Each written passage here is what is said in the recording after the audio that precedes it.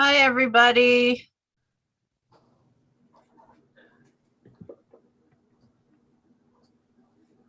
My wife, she was a man who's been touring the world since the late 80s. Remember, nothing on that garage. Thank you, Rob.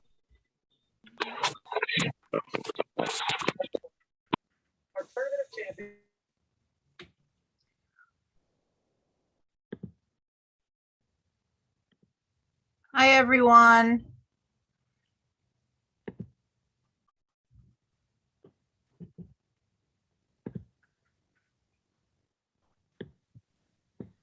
Hello. Hi, how are we? I still have on my Halloween face, so I can't show it yet. Okay. Um, if everybody will open their chat, I just put in a link to Sandra's lesson plan, which if you can print it, it's a huge packet and it has enclosed in it all the different gemstones that she uses. So if you can, print it out, at least open the file to take a look at it.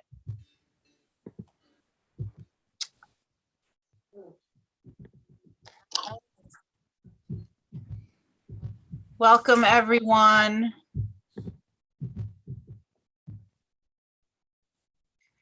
We have a big group, 33 people, and this is very exciting. Let me post it again. Hang on.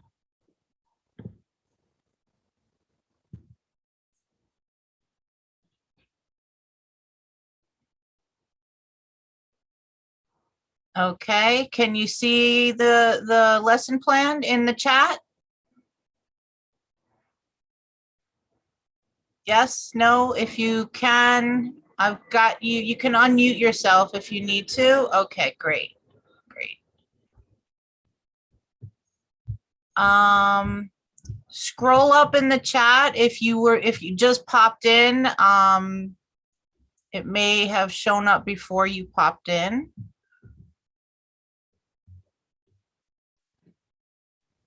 I will post it again. It's a pretty large file. It's 24 pages, and it was very generously compiled by Sandra. I just uploaded it into the chat again.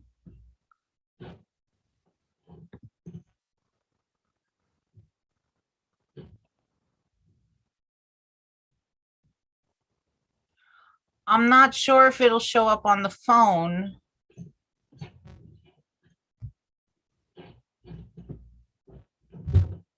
Do you see your chat on your phone? Well, obviously you see it if you're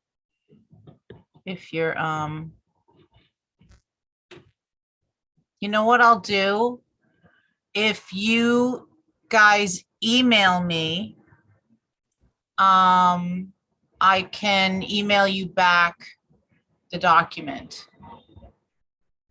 I have everybody muted, so if you'd like to speak on, you gotta unmute yourselves. Everybody's, yeah.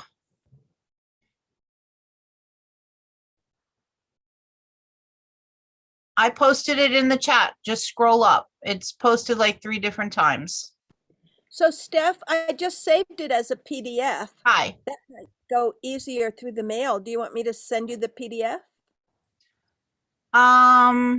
Sometimes it goes, it's a little smaller sometimes, I think. I can send you that if that's easier to send to people. Well, you know what?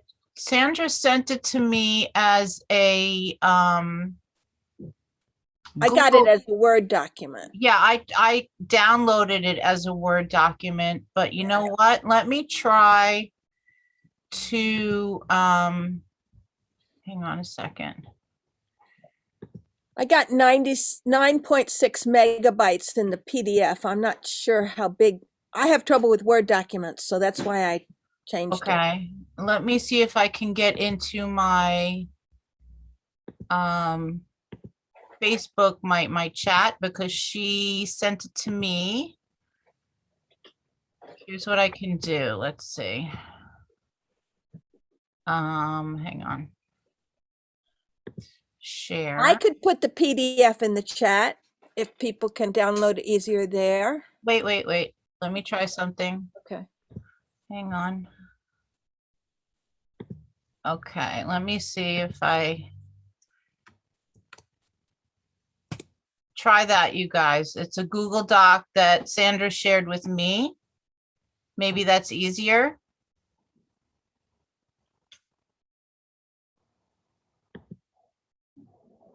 Is that working? Did you see it in the chat?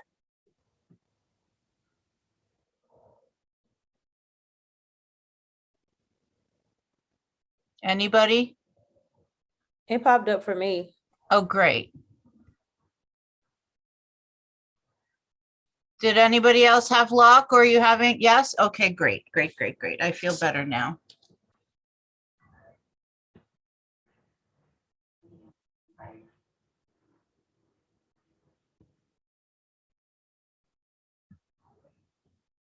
Welcome. I'm gonna have to do that again as people dribble in. If you are just coming in, please open up the lesson plan that Sandra sent me. I put it into the chat box, so you can just click the link and it'll open up in Google Docs.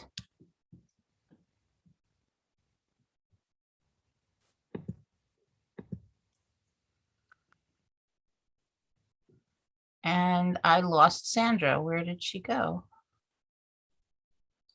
I'm here. Hi. I'm trying to find you so that Hi to the only 15 people I can see. That's a problem with small screens.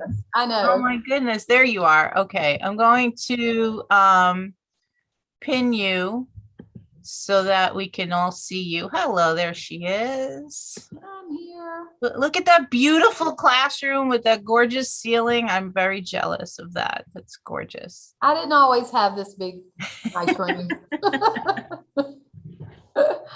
Meryl, you're muted. I don't know if you're. There That's you because go. I'm not talking to you. Sorry. Oh, okay. Thank you for Sorry. catching that. I was heard talking you to my intern. gesture. I saw you gesturing and I thought I was missing something. Thank you. Okay.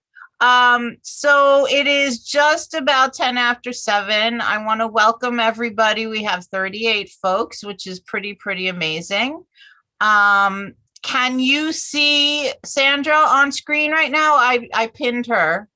I'm here. So if you can see her, can I have a thumbs up or a yes? Great. Awesome. Okay. Well, who says that they can't see her? I'm hoping everybody can see her. Okay, so welcome everybody to our Thursday night Art Teachers Art Club.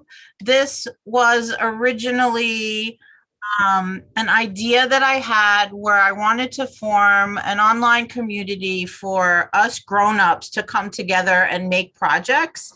And it kind of evolved into this art teacher support group for each other, especially when the pandemic happened.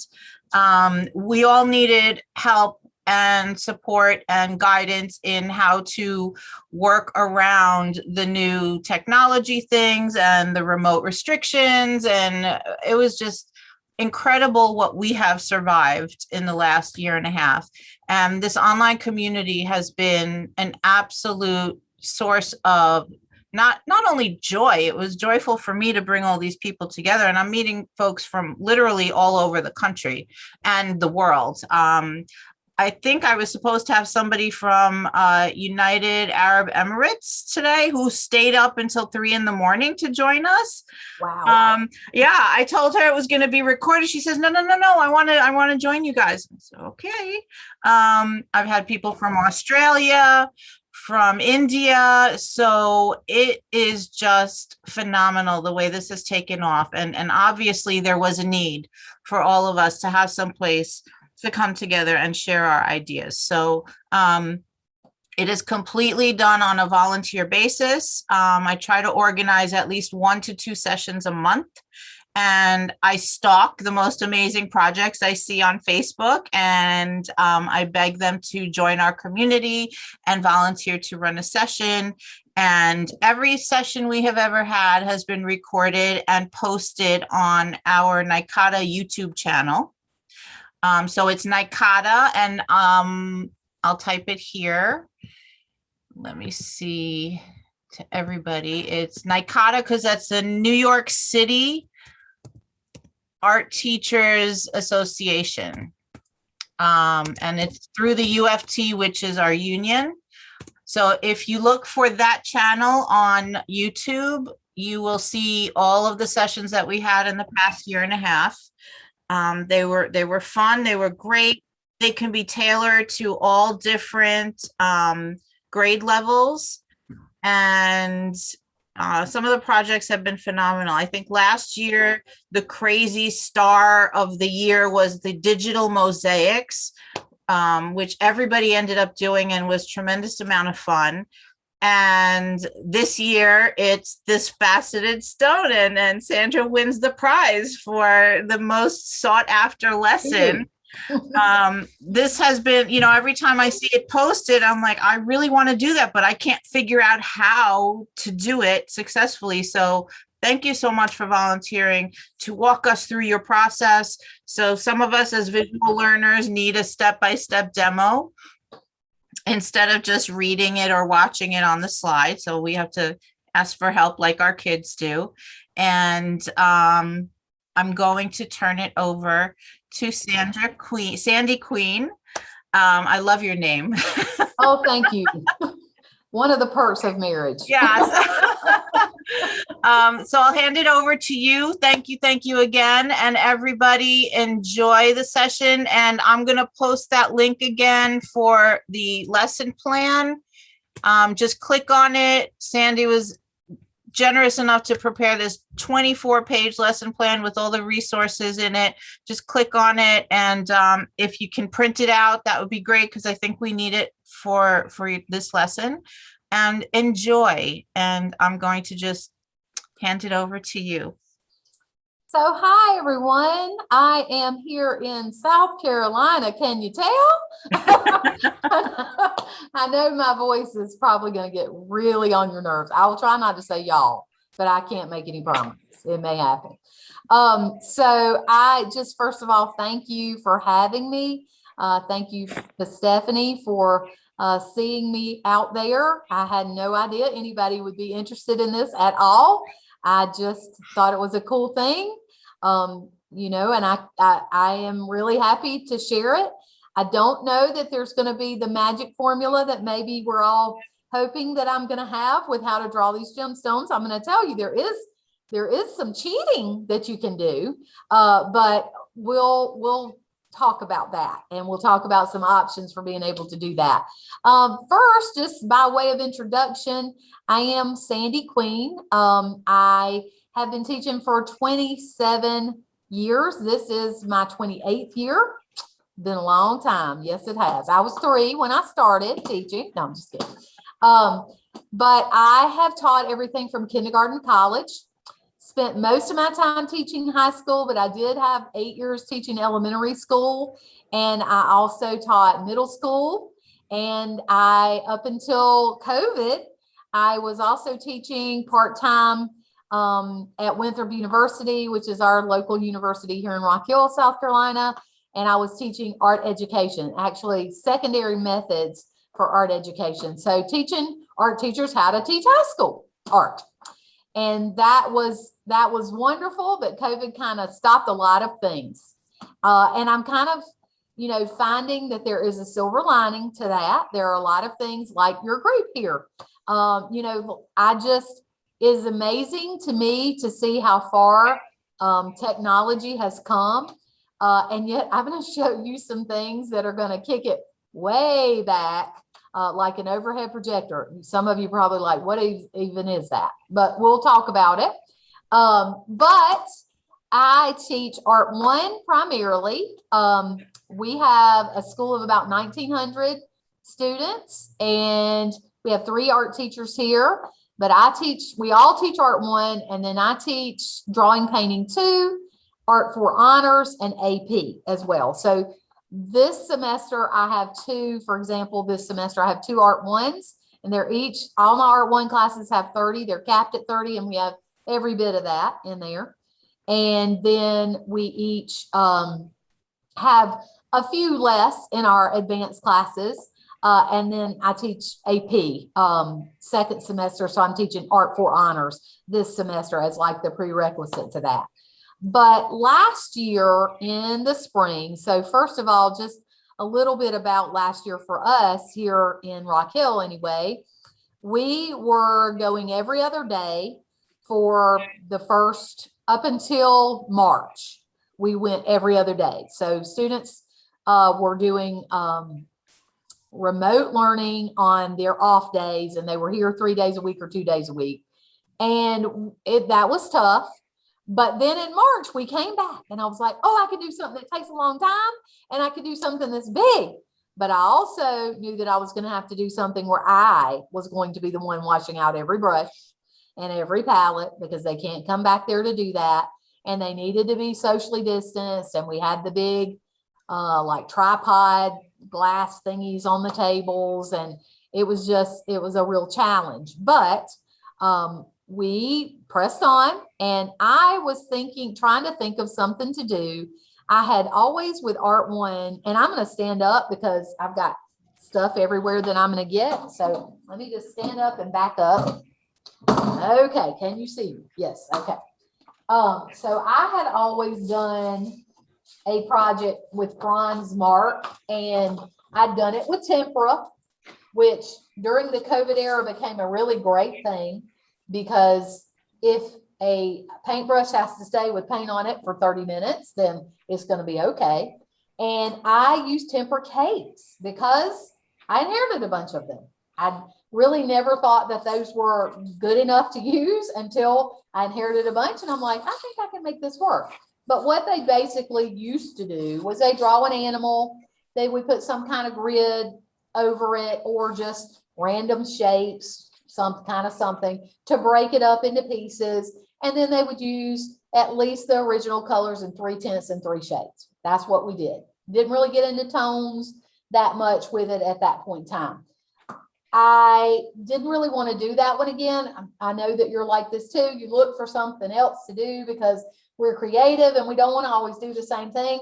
But I knew that a lot of the principles and a lot of the things that I was doing in that lesson were really working well. And so I was trying to think of what I could do that kind of kept that kind of idea going. And other people watch TV, or let's face it, they're on their phone. That's what people do at my house at night. And I scroll through Instagram and Facebook looking for lessons. Used to be Pinterest, not Pinterest as much anymore for me. But I use Instagram as a process folio for all my Art 4 Honors and AP kids. So they have to post by midnight every Friday, and I communicate with them back and forth in the chat that way. And it used to be a real student kind of thing. Now my Instagram, and you can follow me if you want to, or just look at it if you don't want to follow me, but it's Art Queen Sandy, which is really cool that my name was Sandy Queen. I really like that because now I can be Art Queen Sandy. But I was on there at some point and saw Angie Crabtree, and she was doing gemstone paintings. And I probably just kind of passed it at that point in time, but I thought back to that and I'm like, that would work for this. That could be my new version of this project. And I wanted to add tones, so tints, shades, and tones. And so I wanted to scaffold it so that Art 1 could be successful. I wanted to do it once because I perceived that it was going to be something that kind of is one of those things that's very trendy. And then all of a sudden everybody's done it. And then it's, something you don't really want to do. You don't want to do it all the time. So I thought I'm going to do these big. And so I used 18, I think it's actually might be 24 by 36 chipboard. It's huge.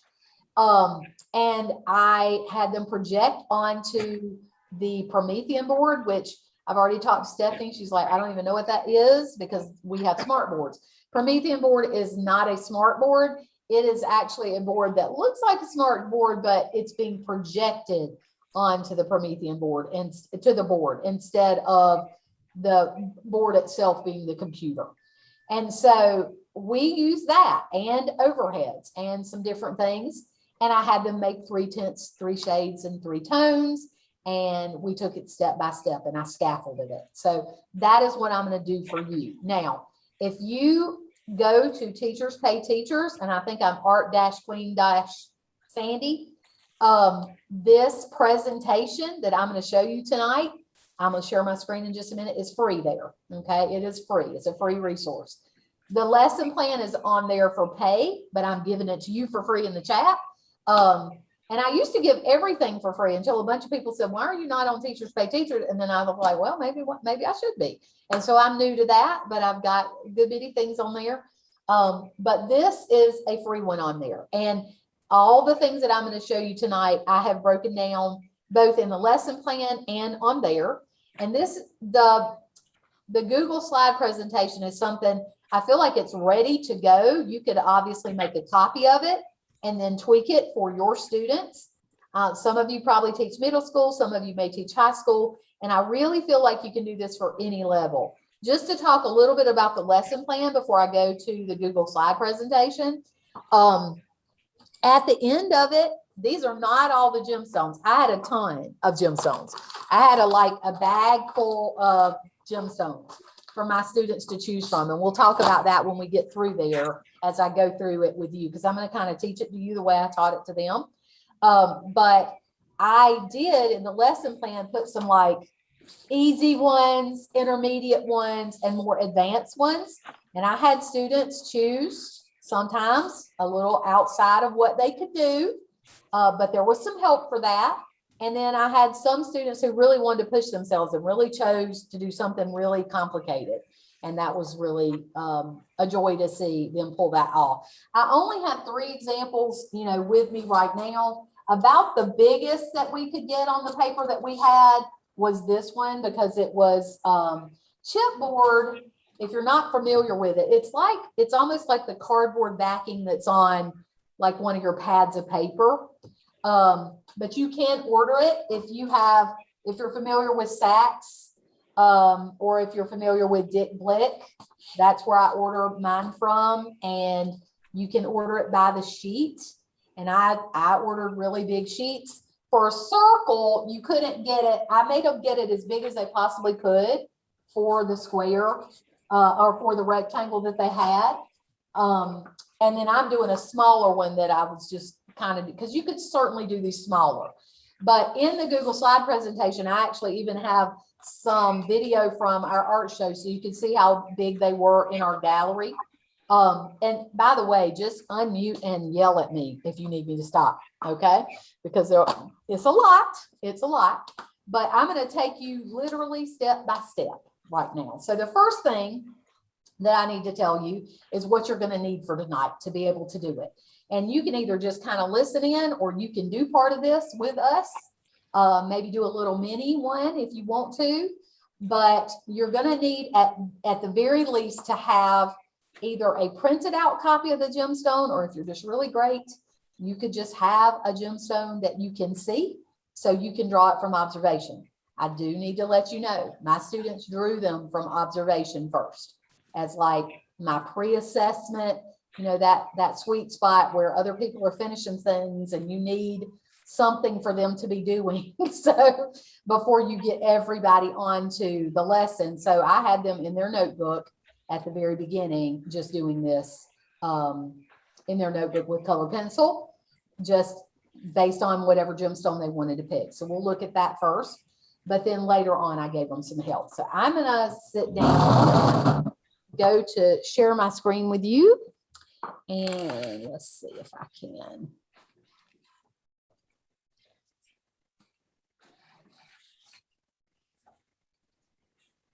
Okay, so I'm gonna pull it up and let me go to the beginning of it. Where did you find these awesome images of these gemstones at such high resolution? So that was fun. That was a big search. So mostly jewelry websites. Okay. And that's part of the reason why I'm not charging for this part of it, is because they are images that I did not take. You have to be careful about that. But they're from jewelry websites. They're not paintings. They're not PNGs. They're not any of that. They are actually from jewelry websites. And not all of them work. You have to kind of try them out to see if you can find one that really will. But so I start off by just kind of getting them a little bit excited about the lesson. Start off with an essential question. How do artists and designers use their knowledge of color theory to plan and execute work? Because they just pick colors kind of arbitrarily. I mean, I think we all did before we really knew much about color. But I kind of start with the question, how many of you paid attention to color at all when you got dressed today? And most of them do pay some attention to color. So that's how we started out. And I didn't have any examples to show them because nobody was doing it except for the Angie Crabtree that I showed them on Instagram. This was kind of like building the plane while you're flying it for the first time that I did it. And then also CJ Hendry, I am a huge, huge fan of hers. She's a hyper-realist color pencil artist from Australia, but she lives in New York right now. So maybe you've heard of her. What are these names again? I'm sorry. So they're on here and they're on your website. Okay, great. On your lesson plan, but capital C, J Hendry, Hendry. Okay. And she is unbelievable. If you go to her Instagram, she actually became famous and is one of the biggest artists in the art world scene right now based on her Instagram. She marketed her own work on Instagram and she started out with using pen. She was pen and ink, but then moved to color pencil. Her gemstones are actually not her biggest thing. And I have another lesson where we make a paint blob with acrylic paint and then they draw it with color pencil. And that's been all over the place too. But that's based on her.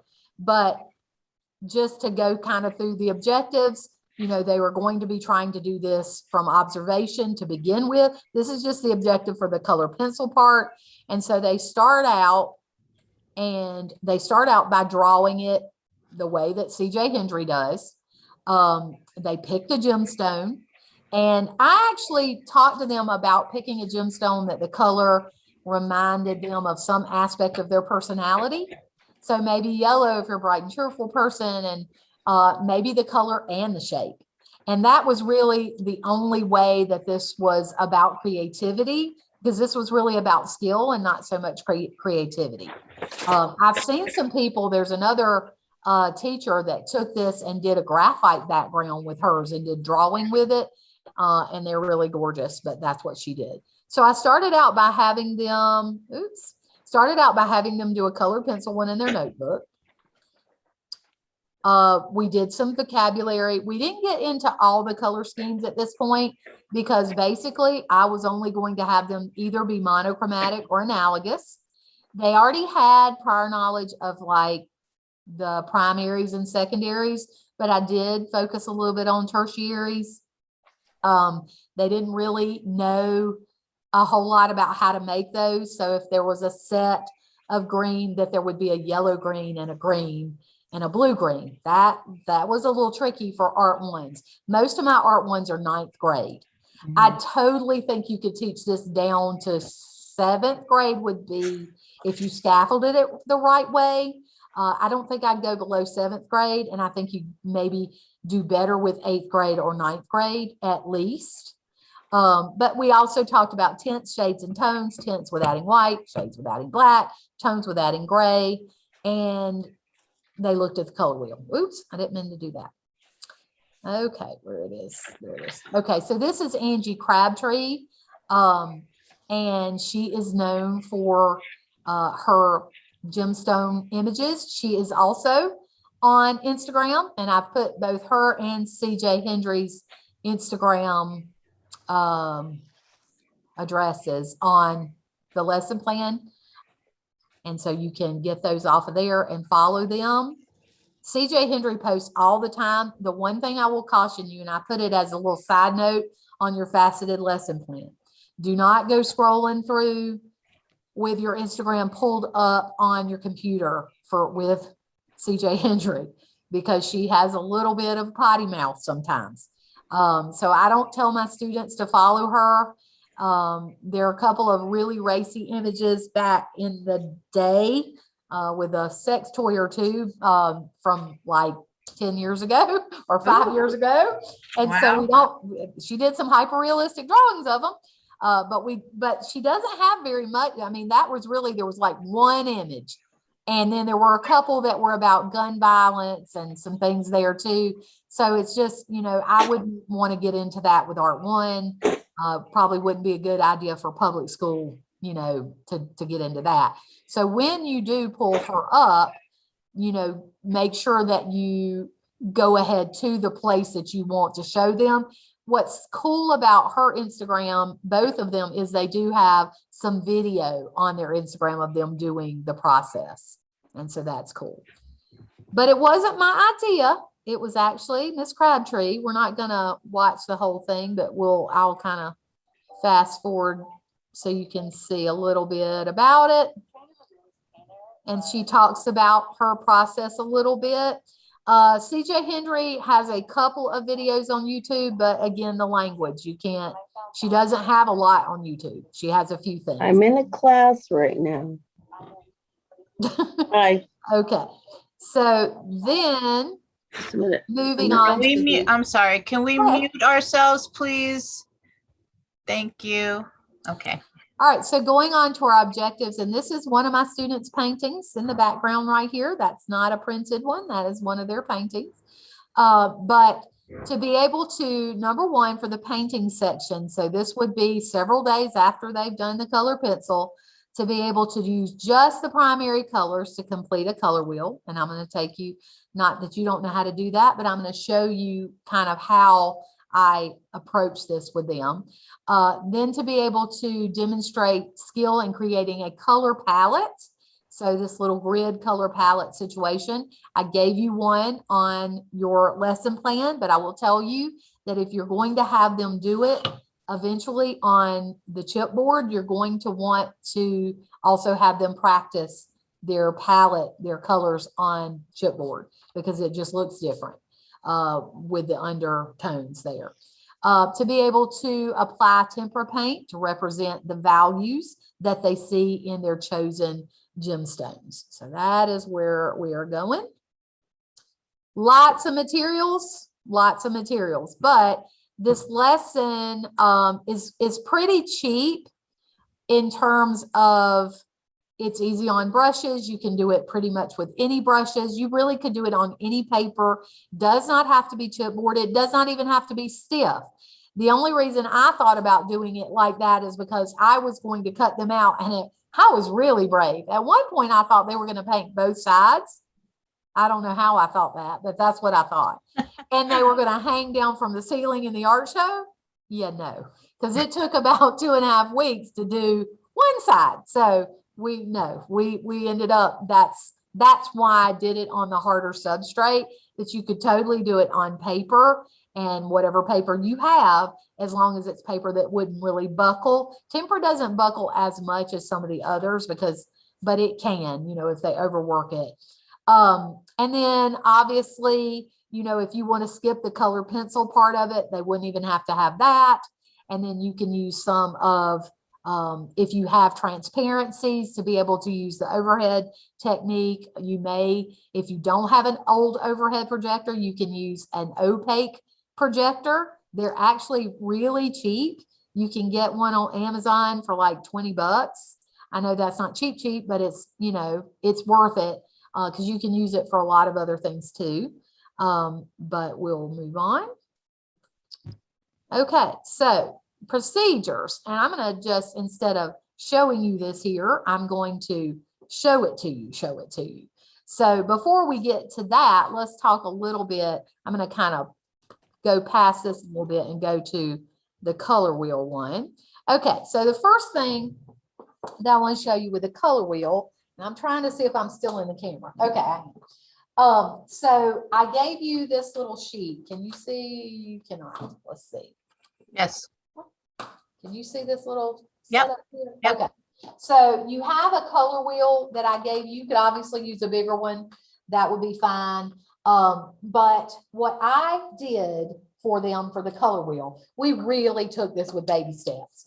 I didn't even really tell them a whole lot more than just to show them the videos of the two artists and tell them we were going to be doing gemstones so they could kind of get excited about it. And they did kind of think it was cool.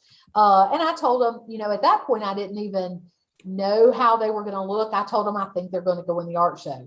But I did start out with just the color wheel. And what I did was you can buy temper cakes either in the sets. I like praying, but I also like these little semi-moist ones, Jack Reichen ones. But you can buy these, the refills, in sets of red, yellow, and blue, and then just with your black and white. And I just put these on a styrofoam plate, and I put a set on each table. If you've got really long tables, you may have to have a set at each end.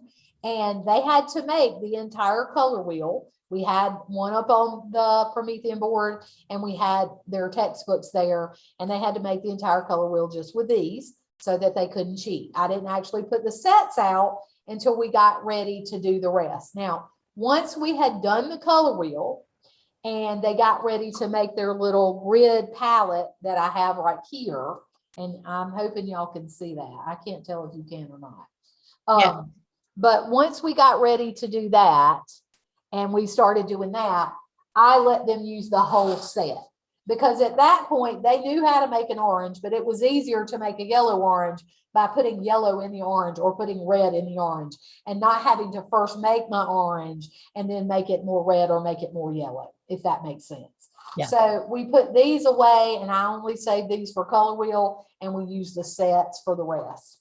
And what I had them do, and this is something that did take a few days, okay, it really did, but it was so important later on because they kind of would get in this like fog and not know how to necessarily, they couldn't remember how they made the color, but this way they didn't have to remember. So after they picked their gemstone, they literally took their color wheel and they would place their gemstone near their color wheel and try to figure out what 3 to 5 colors do I see in my gemstone.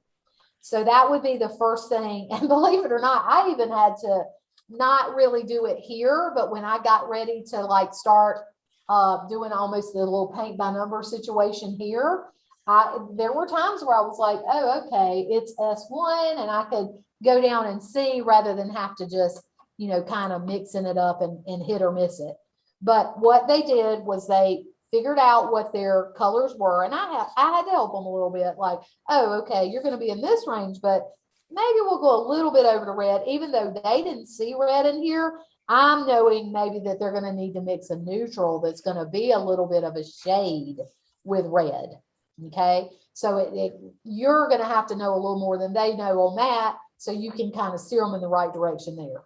But once they've done that, then what they did was basically, and on the sheet you can see how I labeled it, but basically they put, and if it was monochromatic, if it was just blue, and you may want to steer some of your students who are a little weaker or have a little less experience, or maybe they're younger, you may want to stay with some of those easier gemstones, and you may just want to, the first time you roll it out, do monochromatic so that you're not having to do all of this.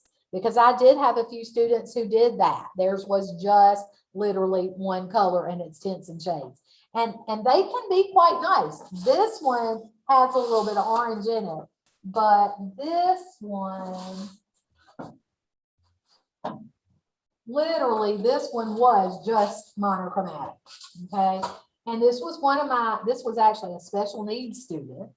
And he finished this thing and he was really proud of it, and I was proud of him. But he didn't have all these colors here. He literally had blue, and I think we stretched it to maybe having blue, violet, even though really he didn't have that. But just so he could have more on the grid, we did that. But basically, mine for tonight, I had the yellow, orange, red, and they would paint that across the top. When it's dry, they can write the colors there. And then going down the side, this would be tint 1, so T1, T2, T3, then S1 for shade, S2, S3, then TO1, TO2, TO3. So basically, if I'm orange and I later see, okay, here's my gemstone after I finish this, and I really, beyond putting these regular colors right here, I didn't need the gemstone for the rest of that. I figured out what colors it was going to be using my color wheel, put them across here, and then this went bye-bye for the rest of the time till I finished this.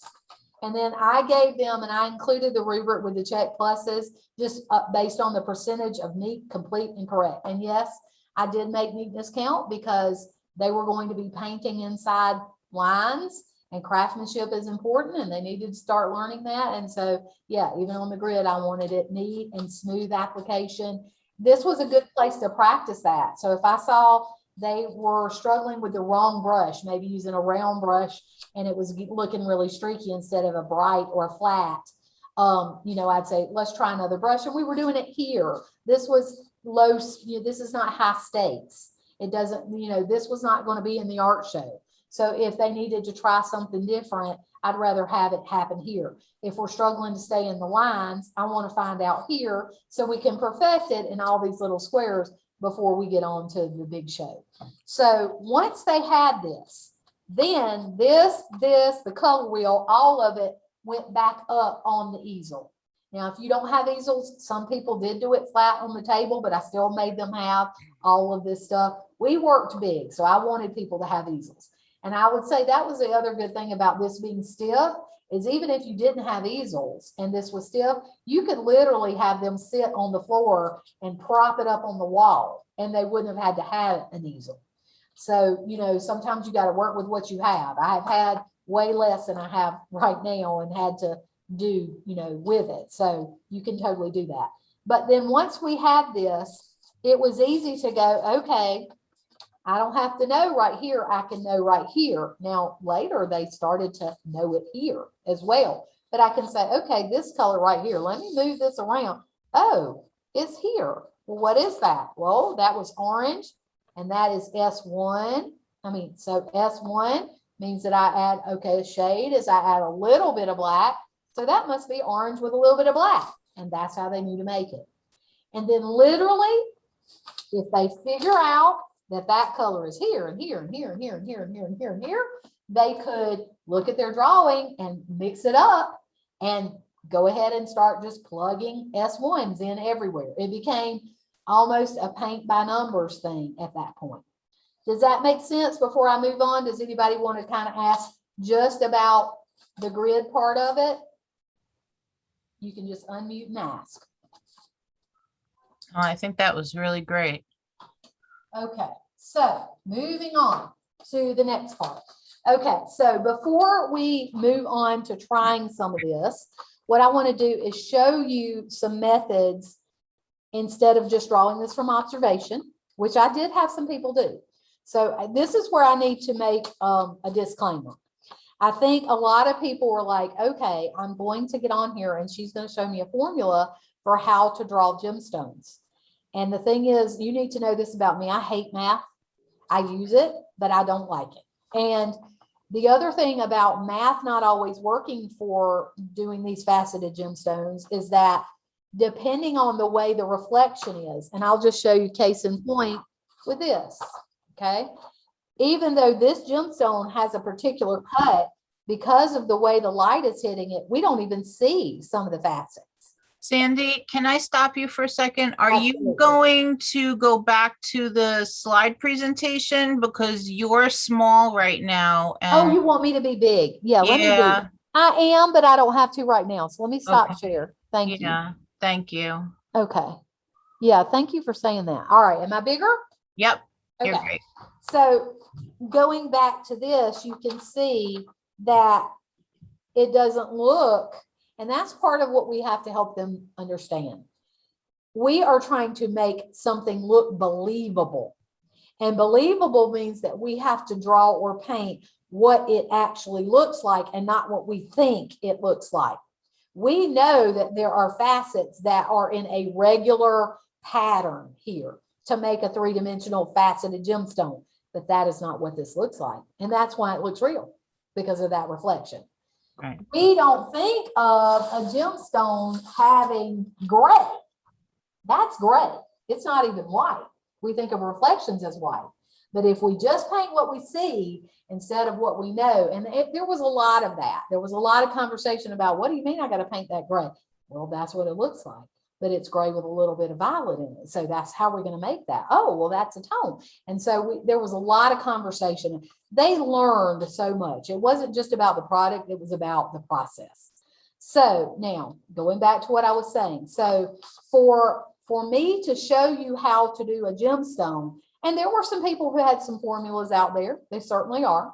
But the problem is then everybody would have, I would have to focus on a couple of different shapes. And I didn't want to do that. I wanted to focus on a lot of different shapes. And so, and I wanted them to be able to pick them. And I wanted them to be hit with the light, however they were hit with the light. And I wanted to get them off a jewelry website and have them be real as we could. And they, by the way, had done a study from observation, because I'm not a fan of drawing from photographs if you can draw from observation, but they've done that. Now we're not about that. Now we are about making tints and shades that are believable. So I'm going to show you a way to cheat it. A couple ways to cheat it, maybe 3 or 4 ways to cheat it. You can pick which way works for you. Okay. So the first way is going to mean that you have access to an overhead projector. And probably a lot of you do not have this, but your school may still have it. It's only been about 10 years, maybe not even, since math teachers, this was the primary way that they taught math, because they would write the things up on the, overhead, and people took notes. And so you'd be surprised at how many libraries, that's where I got mine. They still had them in the library. And even if your school doesn't, possibly check with your elementary schools or check with your operations for your district. They sold a pallet of 40 of these, and I actually got several of them because I do murals. So I got some of these to do lettering on murals, but they sold a pallet of these for $20. I got 40 overheads for $20. And I was like, can I just get one? And they're like, no, you have to buy the whole pallet. So I did. And over the years, that was about 10 years ago, over the years, I've given them to art teachers who use them for things like this. But what you would do with this technique is you would simply have every student give them a piece of transparency, which, by the way, even drawing from observation, I do this with landscapes sometimes as well. Putting the transparency over top of the image and having them trace the major contours, and then looking at the major contours on this instead of with all the colors, they sometimes can draw it better from observation, even a landscape with major land lines that way. But we're not using it for that, but I just wanted to say that. So trace it with a Sharpie, and then what they did, and I'm gonna have to swivel you around a little bit, but I think King Carrie has a question. Yes. Go ahead. Sure, go ahead. You mentioned that you had kids draw the gemstones from observation. Mm-hmm. How did you give them gemstones to draw? Oh, okay. So that is why I would love for you all, even though I gave you the lesson plan that has some sample gemstones. So they literally could pick one of the printed out ones in your lesson plan. And that's why I said in materials, you have to have a color printer, because you need to be printing them out. So they're not drawing from an actual gem. No. They're drawing from a photo. No. Okay. Sorry. She robbed the local jewelry store. Yes, that's what I did. I wish. Now, I did play around with the idea, I have them sitting over there, of the little plastic faceted gemstones. but they don't have a lot of reflections in them. And I did have one big glass one, but then I looked and it's the back of it's painted with lead and it says that it's toxic. So because they had them at our local little like interior design store called Hobby Lobby. I don't know if y'all have one, but Yeah. they had these big gemstones and I thought about that idea, but no, I'm sorry. Yeah. They drew from observation of the photograph. Kelly says she'd had her students draw from ring pops first. Yes, and you'll see in the video, we actually did for our art show, we had every student bring in as many ring pops and we had a candy bar. So that was our snacks for the show. And we Okay. all wore ring pops and gave everybody ring pops when they came in. And I actually on YouTube, and it's under Art Queen Sandy, have a color pencil tutorial on how to draw a ring pop. But that would be a great way to do it. You just would only have the one shape. So Yeah. you could totally do that if you wanted to do it that way. But once you have printed them out, and if you go to Teachers Pay Teachers and get the free Google slide presentation, I put a ton more. I didn't put that many on your lesson plan, but I put like 60 or so on the Google slide presentation. So you can actually just print those pages out and you'll have those. So your kids can choose from a lot of different things. But now this is not going to show up that well, so I'm not going to do this part, but you've seen an overhead before, right? They look like this, okay? It's a And dinosaur. Yes, the dinosaur. And you basically just put the transparency on there, turn it on, and they tape their paper to the wall or to the board. And they take a pencil and it's projected up there and they just go trace. Okay. So that's what they do. Now, in our district, we must not have as much money as your district because our technology with, I'm sorry, I'm going to swing you right there. There we go. So our technology, and I'm going to have to share my screen again. Our technology is called a Promethean board, which means that, let me share this, that we can, there's a projector up in the ceiling. And so our students, I'm going to go to the one that we're going to do. That's some of my students' work in progress there on the Google slide presentation, but it was on the lesson plan. Okay, so I'm going to go to one of these. Okay, I'll go to that one. And now what is very cool about this is that this is being now projected up on that screen. So I don't know if you can see this. Okay, if the lights were out, you would be able to see it. So if you'll give me one little second, I'm going to turn the light out.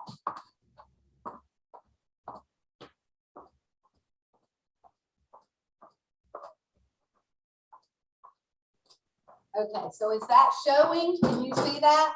Yes. Okay, Yeah. so now this could be adjusted. It's making it a different size because of the way I'm sharing my screen, but it could be adjusted to a smaller size. You could just resize it on your Google slide and you could literally put your paper up there. Okay, it would be smaller and you could trace it. And that is how I did the one that is right there. Okay, that is how I did this one. Now, how do you manage the projections if you have like 30 kids in a classroom? How do they all do that? Good question. So what we did was everybody was doing their color pencil gemstone, and I'm gonna sit down so you can see me. So everybody was doing their colored pencil gemstone at that time. And what we did was I had them come up one at a time. After they chose their gemstone, while they're working on their palette, while they're working on their color pencil, while they're working on their color wheel, all of these things, I would say we had 2 days on the color wheel, or maybe a day on the color wheel, maybe 2 to 3 days on the palette, maybe a day or two on the color pencil one. So during that week, I was having them come up one at a time and trace. And it really only took them about, for the easier ones, it took them about 7 minutes, 5 to 7 minutes to do that. But Now I'm going to tell you, if you don't mind doing it smaller, one of the ways that you could do it is you could do it with a light box. So I was talking to Stephanie about this. I think that with your technology, your boards in your room, your smart boards, I think that if you have I think it would work like a huge light box.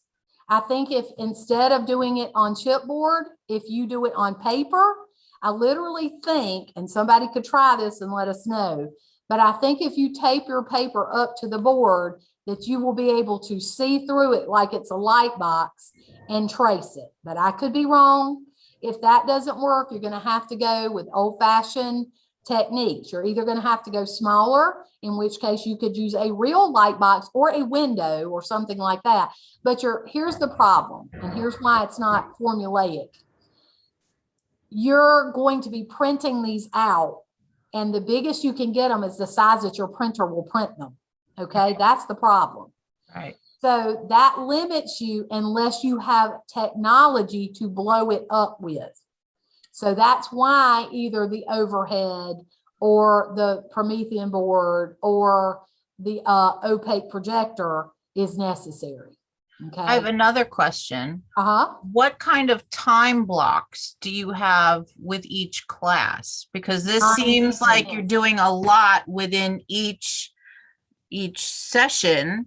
90 minutes. Oh, 90 see, minutes. that's, yeah, okay. Yes. Because yeah. I have them for 43 and a 40, half minutes every day. So it for me, it's like, oh my God, the setup and the cleanup would be the majority of that time. So for me, I would have to find a way to pare it down. Well, definitely what Yeah. I would do is not do the more complicated gemstones, number Yeah. one, smaller, number two. Tempera is already going to be really good for just doing it with not having them wash their brushes out. I mean, it'll put a little bit more work on you. Right, But tempera, that way you could wash them out. right. And yeah, that you would just have to figure out how you wanted to do that for sure. But you could, I definitely think you could skip the color pencil one. You know, you wouldn't have to do that part. I was doing this as a first time person doing it. At first, I wanted to focus on CJ Hendry, who had a color pencil one. And then I was like, okay, we can do the tints and shades. And I wanted to do it really big. If I didn't do it that big, it wouldn't have taken that long. But these are huge. Yeah. I don't know if you can Yes. see how big these are. Yeah. But they're very, very big. They are as big as they're a little bigger than the size of poster board on some of the bigger ones. Right. But now the good thing too is with the bigger ones, bigger brushes, because it wasn't a lot of tiny detail, you can get a lot done. It's kind of surprising. Now you could even have students work on these in groups if you wanted to. If this was something that you want to give each table a big gemstone and have each table do that and work on it together, that could be really attractive for an art show. And they would probably fit, especially if you let them maybe you print out some and let them do a small one with a light box. And then they would have that they could take and then have the other, or maybe you even take pictures of them and they get a picture of the one they worked on as a group. That would be another, good way to handle that. But that's how I would handle it. Now, in terms of what we do tonight, because you have the gemstones there that you have already got printed out, you don't really know what we could do. I'm open to doing whatever you want to do with this. But I'm going to go back to my presentation for just a second and show you just a couple of things.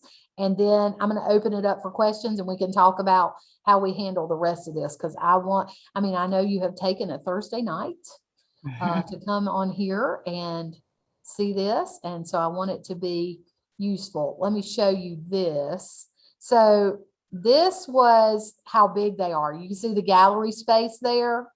And so you can see how big they are in the gallery. They're quite big. And this was our candy bar thing. These were the little plastic gemstones that we just kind of threw everywhere. But I do have a video of the art show and you can see them all. But one of the things, and I feel like I need to show you this, because if I don't show you this, you're not going to believe it. So I want to show you one of the worst ones up close. So you can see that the craftsmanship is not, they still look amazing. So hold on.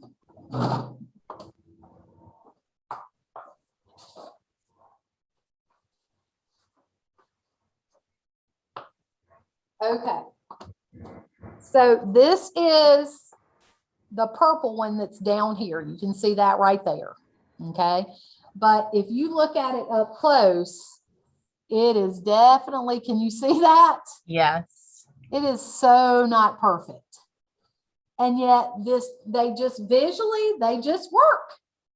So I think you'd be pleasantly surprised if you made them a little bigger and gave them bigger brushes. And maybe it is a long-term project. Maybe you don't start on this and do it from start to finish. Maybe this is a finished early project that they, pull out whenever they're done with something else all year long, and then or all semester long, and maybe they, then finish up with it. Or maybe it is a group thing. If you teach multiple classes, and let's say you have 7 or 8 tables in the classroom and you do them large, and you have that times 2 classes, I mean, that's a decent amount of big gemstones that could be in your art show. So I think that, it's definitely something that's doable.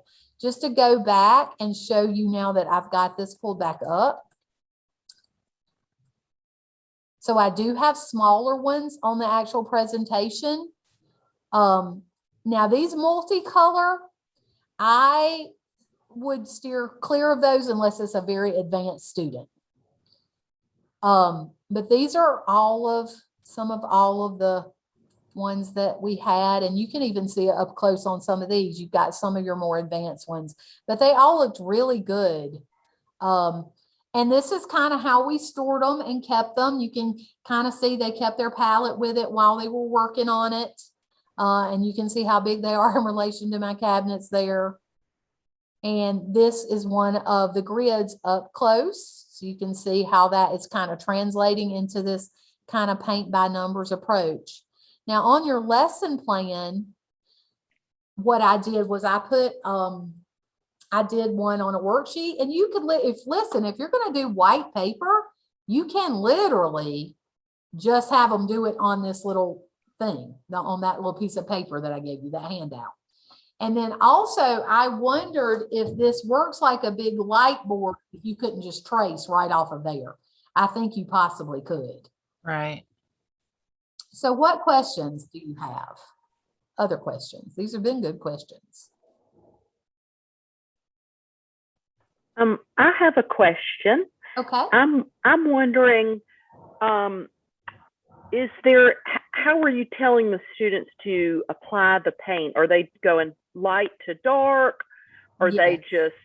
are they just going hit or miss and putting whatever wherever? How does that work? Okay, so when we get to, and I will just put this over here and look at, let's see if I can get you closer. Okay, so basically, I'm gonna move this. Let me turn the light back on. Hold on. Sorry, it's all the way across the room.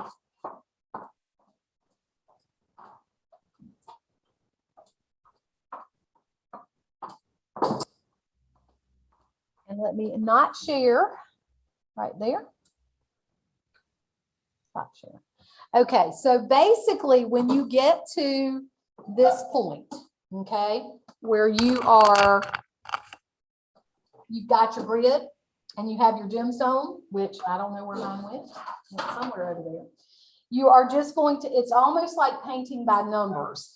So you literally take your gemstone and you kind of look for areas in the gemstone that are similar to some of these, and then you just look for that shape on here, and then you paint that in. So if you saw, for example, and my image is somewhere under all of the other things, but if you saw, I don't know where it went. But there was this big area that is really light right in here on the image. Then they would just look for that big area that is light and they would go, okay. And I had them actually hold their gemstone over there and kind of move it around. And I would say, okay, find the one that matches. And they could look, oh, it's that one. Okay, well, that says T3. How do you think you made that? That's in column 1, your yellow column, and it says T3. And we had already talked about the fact T3 was adding a lot of white. So they were like, oh, it's yellow with a lot of white. So I'm going to make that area yellow with a lot of white. And in that way, it was just like painting by numbers because they've already got all the little shapes here.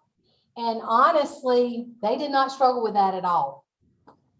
This lesson, the only thing that they really struggled with was the palette itself, making the palette itself. You know, how much white to add, because, you know, I only did 3 tints, 3 shades and 3 tones. But honestly, when I usually teach this with another level of class, we do like at least 5 tints, usually 3 or only 3 shades because it gets very hard to make a lot of shades because black is very powerful and it just takes it dark really quick. And then the whole idea with tones, with making their gray first, and then I'm putting a little gray for my tone 1, a little more gray for my tone 2, and a lot of gray for my tone 3. And by the end, they started to be able to know without having to go, oh, let me lay my gemstone over here and see, you know, where this is, where this falls. They started to know, oh, that looks like that's a tone because see how grayed out it looks, Miss Queen? And I was like, yeah, okay, I do. Where do you think it is? And they're like, I think it's this one. And it was kind of fun to hear them go, yellow and black makes green. You know, they had no clue. You can make a brown with red and black. They just didn't know because they've not tried this before. You know, it was a lot of experimentation. And the good thing about tempera is they could go over it. Now, not to the degree that you can go over acrylic. It does pull back up some. If you've ever used tempera, you know, you kind of have to finesse it a little. But to be quite honest, even some of mine that really don't know how to do that very well didn't really struggle with that. We do have some really good craftsmanship on some and some not so good on others, and they all looked good anyway. That was the surprise for me. That was the, you know, the part that I was really happy with. That was a good question. What else? Does that make that clear? Yes, it does. Thank you. You're welcome. How are we on time? All right. So I know you wanted to like make something, but I thought about how we could do this and how we could actually start making it.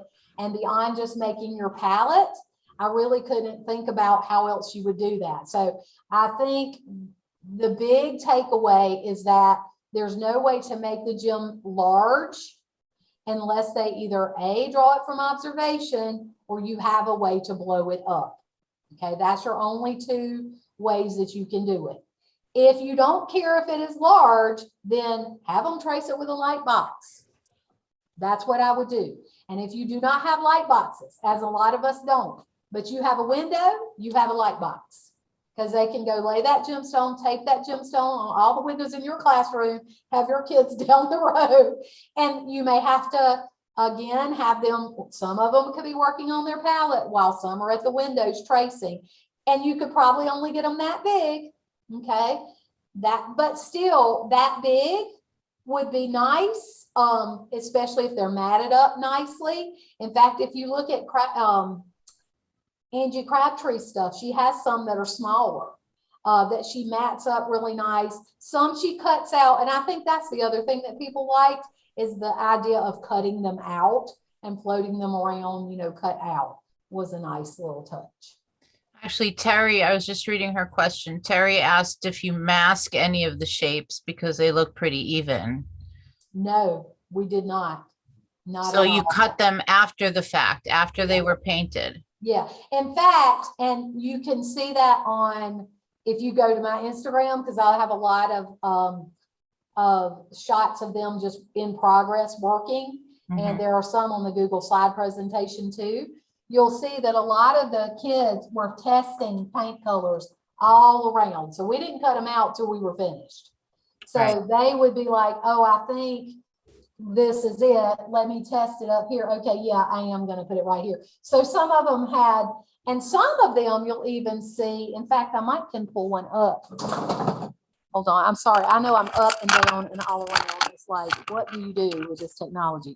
Okay, I will go, let's see where it was.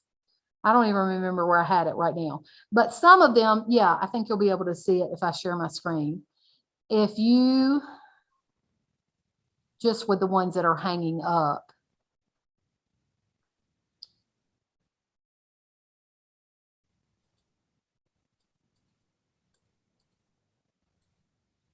So there's the tracing with the overhead. Okay, let me find it. It's the picture with all, okay, this one. Okay, so you can see like on this purple one right here, the student is literally taking and just on her actual gemstone image, she's painting around it to match it. And most of them, you can see it up there, you can see it over there. Most of them were doing that. So they had their palette there and they made all these colors. I think they were amazed at how many colors they could actually make. Yeah. With just a few, with just white, black, and the color. Mhm. So good question. What other questions do you have?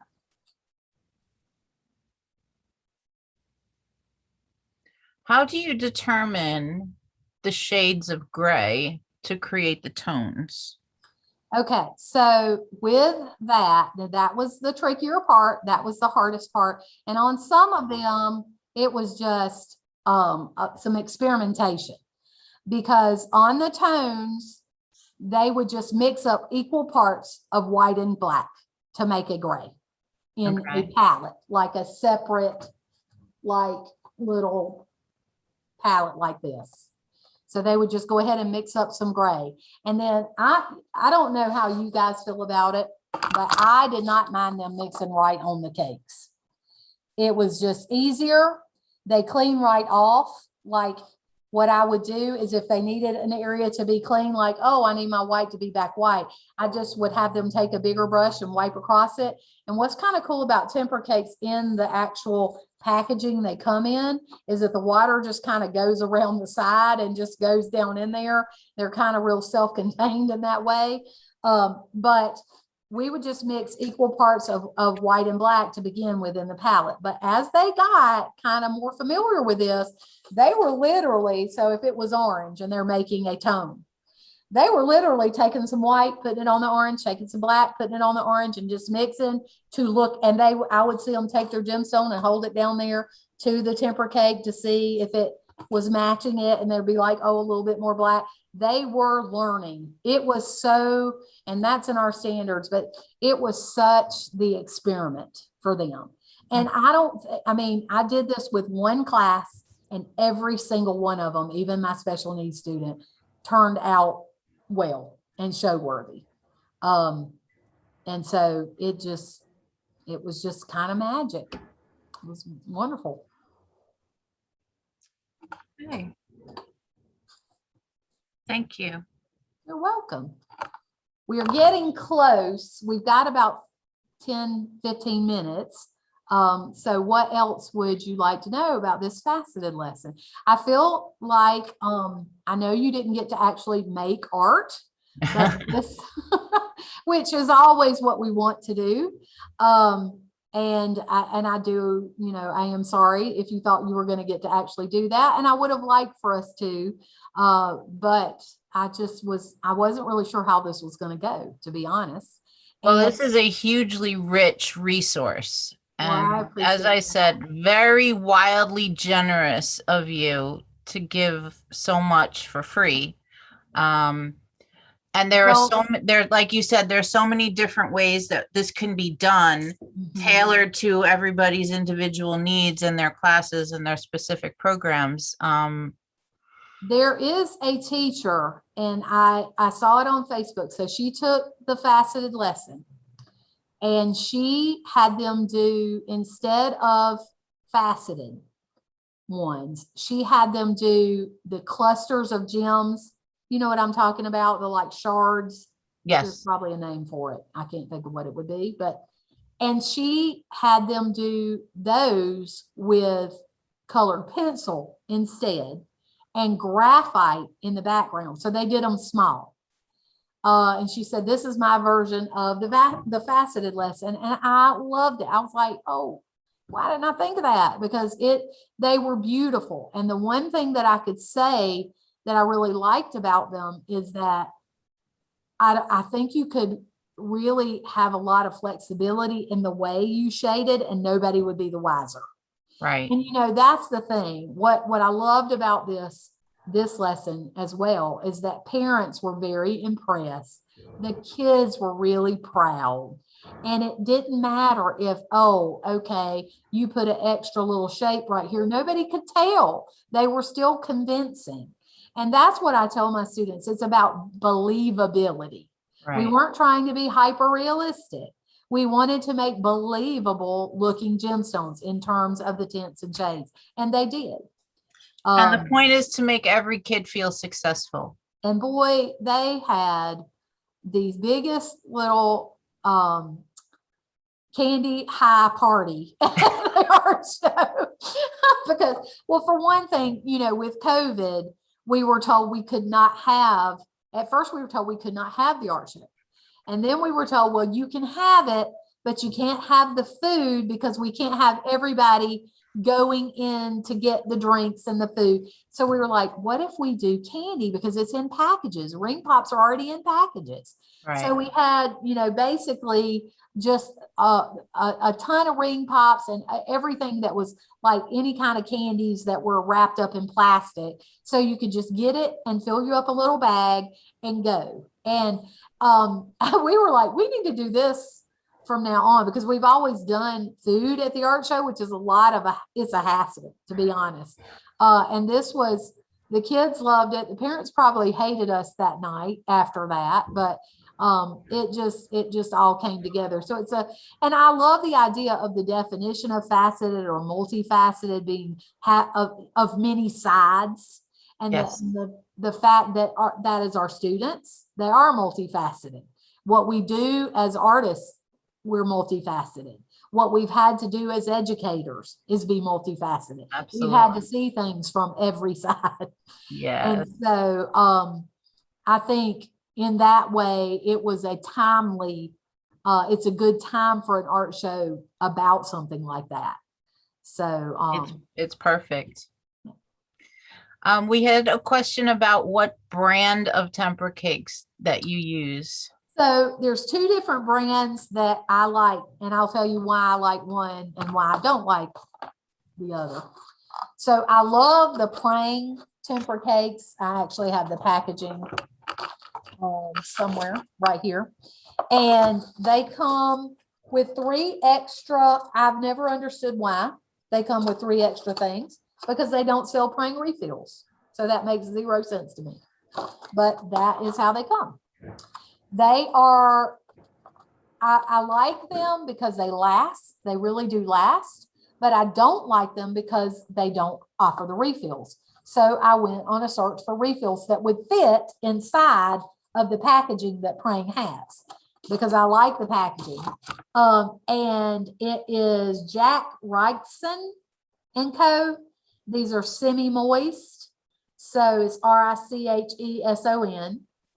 And they come in individual, and they have lots more colors than Prang actually even offered. But I also, and I do not know what brand, you'd have to look them up. For whites, there were some sets they were in all the catalogs of the bigger, you can see how big it is in comparison, because white is what we really went through. Right. Because they were using, it doesn't take a lot of black to make a shade, but it can take a lot of white to make a tint or a tone. And so we went through the whites. And so I was putting these big whites in there instead of ordering the extra ones. But I did like these from Jack Reichson only because for them doing their color wheel, when I'm really trying to teach the color wheel, this was a way for me to teach it without them cheating and having access. It's very hard to keep your eyes on 30 kids. So if you're doing a color theory test and they're actually making the color wheel, they only had access to red, yellow, blue, black, and white in the beginning. How do After you they spell the proved last name again? RICH, Uh-huh. oh, where'd it go? RICHESON and Co. So Jack Reichson and Co.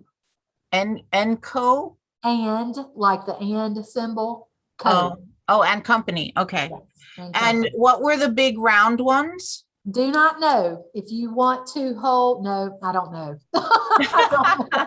I was going to say I could run back there and look, but I think they're all out of the packaging right now. Okay. Okay. But yeah, they are in all the major art catalogs.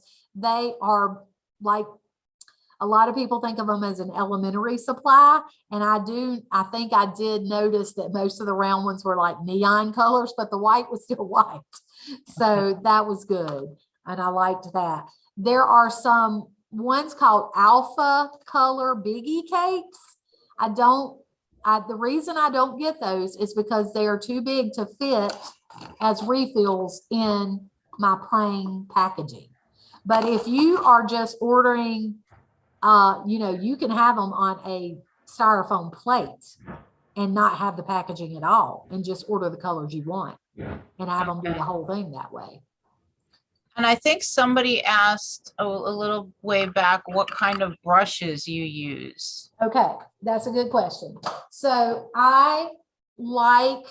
there is a set called Dynasty that has these bigger, they actually come, it's the Dynasty, I'm trying to see what number, but it's a set of like 20 bigger wash brushes, but they're for acrylic or watercolor, or tempera, and they're flats. I like the flats. Now, your praying tempera cakes come with a round, but the only time that I used the round was maybe to put a couple of little bright white highlight lines that sometimes some of the gemstones had.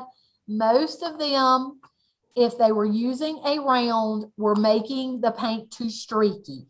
And we need this to be flat and opaque. So that was one thing you have to do, is you have to make sure that you're training them. These are not watercolor, even though they're going to feel like it's like watercolor because we wet it and we just rub around in it and then we paint. A lot of them, we're not making it opaque enough. And that's why practicing on the palette and the color wheel, just practicing there, making it opaque. So really rubbing around and what I call energizing or charging the brush with a lot of paint. But I found that a decent size, like a medium size, this is I cannot see. When you get to be my age, you can just forget it. This is a 1/2 inch. Okay. So this is a 1/2 inch and this is probably 1/8. Yeah, this is a 16. No, I can't tell. It's smaller. Okay. But this was good because they're a little bit stiffer and you could kind of cut in. And I would show mine how you can kind of push up to the edge and keep those nice clean lines on there with these. But it was better for the texture for them to be a flat or a bright. I like a bright because a bright is squarer. A flat's kind of floppy and it was a little bit too much give in the brush. I like a little bit more snap in the brush. Good question. Okay. Anyone else have any questions? You can unmute yourselves, you guys. What the thickness of the chipboard? Because when I looked on the Dick Blick, it had different thicknesses of chipboard. Do you remember which Either one works. I did the I want to say the quarter, was it no, it wasn't a 1/4 inch. That would be really thick. What thicknesses did it have? And I can tell you. It has 14 ply or 30 ply. Okay. The 14 ply is a little bit floppier. It's got a little bit of give in, or it might be the other way around. I'm trying to think. I can put that. I tell you what I will do. I have put, I don't know if I have my email on there. Do you want me to throw that in the chat? Sure. And I can actually go on Blick and put the brushes, and also I'll do the brushes, and I will do the chipboard because I can check my order. But it's S Queen, and I have this, all of this on the Google slide thing that is in Teachers Pay Teachers. But if you email me, I'll just send it to you through an email if you want me to. Thank you. You are welcome. And I will check on that because I think I've ordered both before. I just can't remember if this really fit. I guess it depends on what you want to do with it. If you want them to be stiff enough to maybe push them up against the wall without having to use an easel, then you're probably going to need the thicker. And so I'm guessing it's the 30 ply for that one, but I need to check. I don't want to tell you it is and it isn't. Okay, we have one suggestion. If I can find it. Sorry, I just scrolled up too much. Okay. Kelly says she places her round cakes in holders or muffin tins, but puts them into plastic condiment cups first. Then she can easily remove colors for younger students if using only warm colors. That's a good idea. It's a really good idea. And then Ms. Pope asks if you cut the gems, or is that a task the students do themselves? Okay, I have on the lesson plan a note about safety. I cut them, and for that reason, you might would want to, if you were going to have your students cut them, you might would want to use the slightly thinner chipboard because it's hard to cut, but you can cut it with normal scissors. It's not as hard to cut as cardboard is. And we did cut them out with normal scissors. I would not use X-Acto knives or mat knives to cut these out. That would be a pain. And I wouldn't even do that with older kids because it just is, it is thick, but it cuts. It does cut. It's probably going to have to be with like your teacher scissors and not like the little, kid scissors. So in that way, if you were teaching like middle school and you've got like the Fiskars little scissors, you may have to cut them out or pass your scissors around. They're not going to finish at the same time anyway. So it was easy for me to just have a few pair of scissors that were really good, and just put one on each table and they could cut it out as they got ready to do it. Okay. Lisa Slappy has a question about tempera. I sure do. I, like you, thought that have been thinking that tempera is really for younger kids. And consequently, I have a whole shelf of it that I have not touched, but it's all liquid tempera. Yep. So I'm wondering if you put liquid tempera into like a muffin tin or something like that and paint with it, when it dries, does it reconstitute like watercolor or? I don't know. I would do a test with that. And I'm going to tell you, they can do this with liquid tempera. I think your issue will be controlling the amount of water they use with it. Because one of the things that is good about tempera cakes is that, you have to really charge your brush around in there for a long time and they last. They last and last and last. Liquid tempera, they tend to want to just scrape it out, and if they put too much water in it, they can get water in, every time they're dipping from one color to another, okay, and rinsing their brush out. They don't always know to wipe it on the side and get most of the water out before they dip into the new color. So you imagine over time, as they're putting little tiny bits of extra water in the color, it can dilute that color. And I think part of the reason that these look as good as they do is of how opaque and bright they are. Right. So you would have to test it, because if that does work, that would be my suggestion, is to put some in a muffin tin and let it dry out and see. I think it does, because I paint on glass with it at a daycare. She has me do seasonal windows for her every time. And I know that I can just mist it with water and it rubs into a puddle back of the color that it used to be. Okay. So I think it would. It's just going to be a matter of whether it does any kind of crumbly something or doesn't dilute all the way. You know, I just don't know. I want to use up that's been Oh, sitting I on the know. shelf forever, you know? Yeah, yeah. All right. Thank you. You're welcome. Ms. Pope says she's used tempera in egg cartons, but only puts a small amount so the students can use it up and get more if And they get need it. more. Yeah. That would be a good way to handle that. Yeah, we have to think of all the things that they will do that we don't want them to do. Right. And there's always something there's Didn't think always of, something we right. did not think of. And Absolutely. Grace Gulubo, I'm sorry if I destroyed your name. Can it be done with acrylic or gouache? Yes, it totally can. The only thing about acrylic is that sometimes you know how acrylic can look kind of glossy, and that can be nice. That's what Crabtree does hers with acrylic paint. Okay. I would even consider canvas if I did it with acrylic paint. But you could totally do it with acrylic, and gouache would be perfect because I like to tell my students gouache is what it's if watercolor and tempera got married and had a baby. Yes, exactly. And so it's nice and flat and looks very, you know, opaque.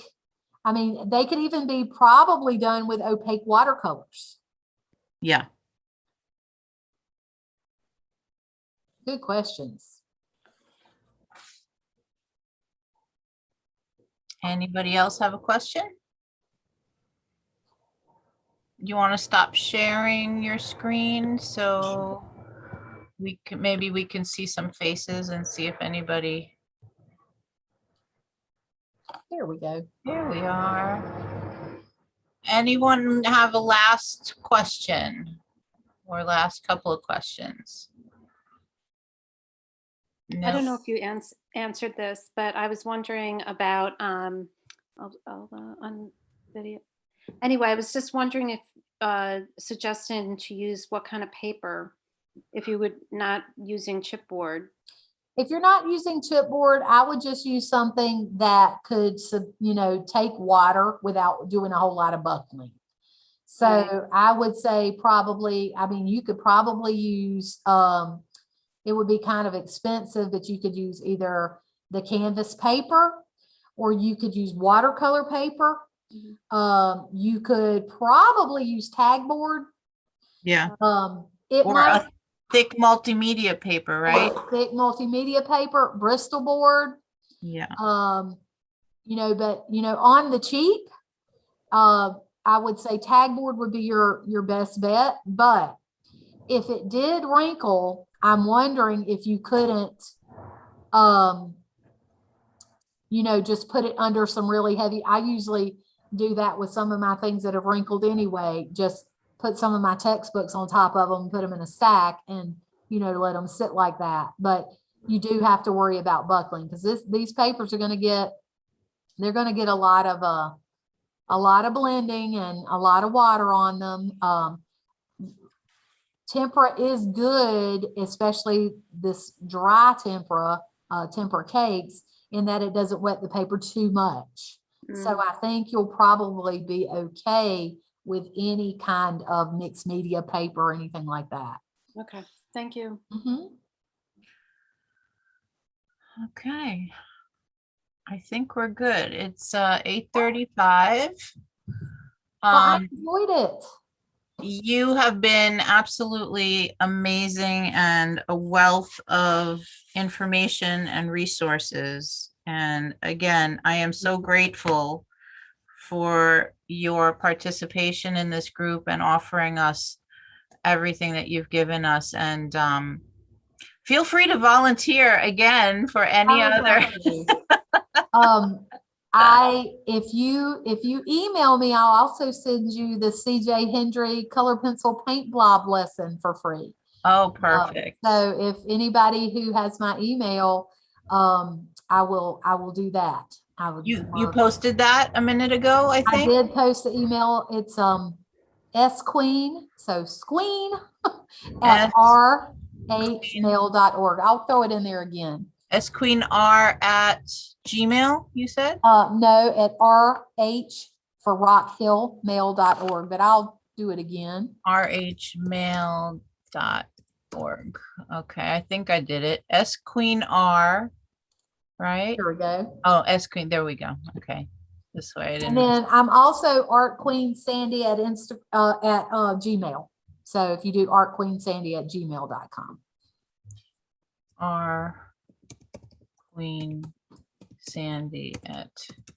rqueensandy@gmail.com. All right. Okay, I don't want to keep everybody. I know we're all exhausted and it's long days and short nights. Yes.